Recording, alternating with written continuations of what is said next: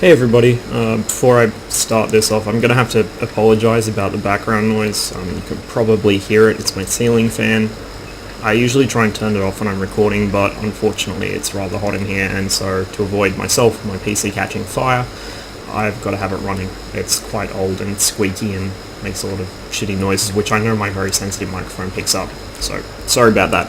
But I'll be moving very shortly, probably within the next 2 or 3 days. And after that I will have air conditioning, so I won't need to worry about it anymore. Anyway, we find ourselves in a match on Kharkov in the Object 430 Variant 2. Now, this is an interesting tank because it's a medium with a rear turret, and holy fuck this replay.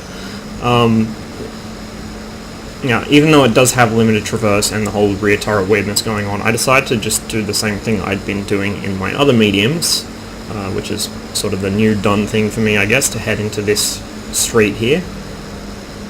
Unfortunately, the enemy T-49 is able to get himself into the center of the plaza before anybody can do anything about it, and there goes the replay bug.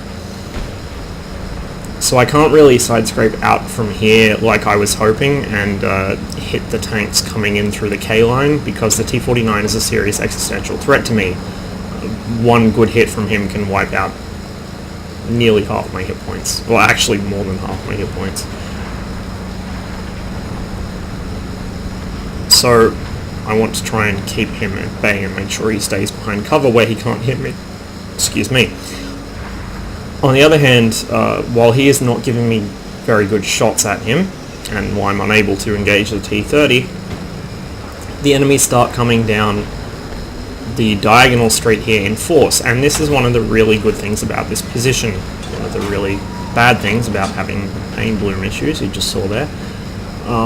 But this street is really heavily used, and more often than not you'll have enemy heavies drive themselves, or TDs even, drive themselves out in the open, like these guys did, giving you free shots at them, basically. Unfortunately, I just clipped the corner of the IS-8 there, so I bounced while he got one into me. I looked for a shot at the IS-3 there, again bad angle, and the T-34 pops me because I'm distracted. So I actually move into proper cover, and from here things start looking up drastically. So, not a very well aimed shot there. I was going for the cupola. Obviously it didn't quite connect where I wanted it to, but the IS-3 also bounces me off his rear armor, which I was really quite angry about. Arati takes care of the T-34, saving me from having to do it, although cheating me of a little bit of extra damage I would have liked. Shot winged off the IS-8 there that was aimed at the IS-3.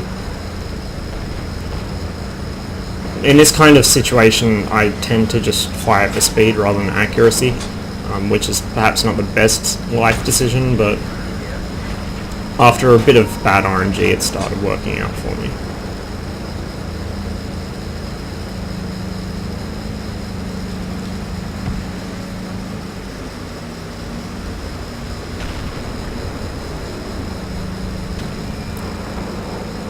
Artie starts calling out baddie square and clicking on us. Now, I don't know why he's calling us baddies, because it isn't us that just rolled over and died.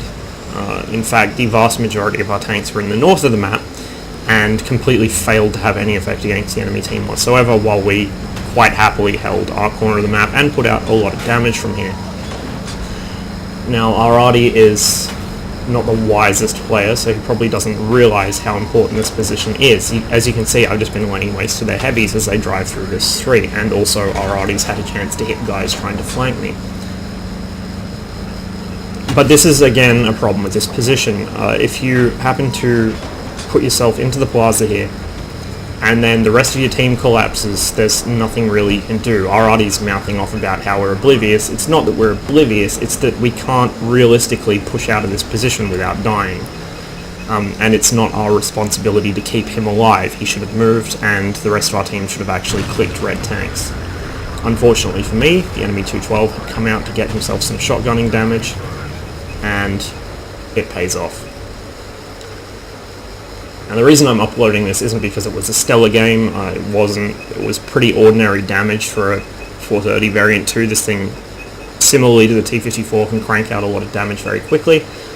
It has basically the same gun, just technically different, but they have very much the same sort of stats on their guns, and the same pen, same heat round, everything. The main purpose of this is to show what happens when the rest of your team just can't hold the enemy. As useful as the southeast corner is, it isn't the be-all end-all, and if you put yourself down there and the rest of your team just folds in half like ours did, there's nothing really you can do. You're trapped in that position, you have to try and fight from there, and you can't actually reset your own cap from that position unless you push north along the zero line, which is liable to get you shot by things on the crescent roads, either of them, and the axial, as well as stuff coming in through the north there. So, good position for putting out damage, really useful for offensive play and for trying to delay tanks coming through about the sort of the 5 through 8 lines, but it's not somewhere you can really afford to be if the rest of your team is complete garbage, as ours was. It's not a defensive position. It's you can't defend from there. Whether this will force me to change back to what I was doing before or otherwise alter my gameplay, I don't know. I mean, we didn't even have that many tanks down south. We had me, we had my platoon, and then we had the E75, who was basically useless. I don't think he did anything all game. So really, you only need maybe 3 or 4 tanks tops in this whole area, and then that leaves you the rest of your tanks to focus in the north, where they really should have been, and where our team was. They just, rolled over and died once they got there. So, I don't know, the problem is, you can't predict what your team's going to do. Even if they look like they're positioning well, it's entirely likely that they'll just roll over and die, and even the best positioned team, if they just die without doing damage, you're still going to lose. So you can't really predict how things are going to work, and this ties in with what I've said before about these high-risk, high-reward positions. If your team can hold the enemy, they don't even have to break through them, they just have to hold, then you can really, really put out the damage from this spot. You can control basically most of the map from it. If your team is shit, going here is basically dooming yourself to a loss, although, quite frankly, had we gone anywhere else, we would have lost as well, because look at all these tanks that didn't have damage put on them. It wasn't, as much as our arty might want to blame us just because we're still alive at the end of the game, it wasn't our fault, it was the rest of our team.